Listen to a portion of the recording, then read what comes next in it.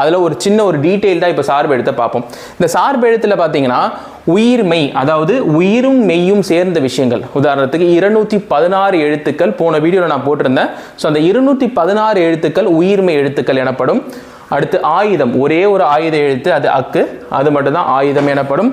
உயிரிழப்படை, உயிரிழப்படை அப்படின்றது என்னன்னு பார்த்தீங்கன்னா அம்மா அப்படின்றது பக்கத்தில் ஆ அப்படின்ற அந்த உயிரானது நீண்டு ஒழித்தால் அது வந்து உயிரிழப்படை அப்படின்னு எனப்படும்.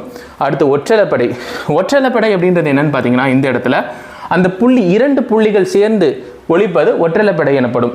அடுத்து குற்றிய லிகரம், குற்றிய லிகரம் அப்படின்றது ஊ கெட்டு ஈ மலர்ந்தால், உகரம் கெட்டு இகரம் மலர்ந்தால் அது குற்றிய லிகரம் எனப்படும். குற்றிய லுகரம் அப்படின்றது நமக்கு தெரிஞ்ச விஷயம்தான்.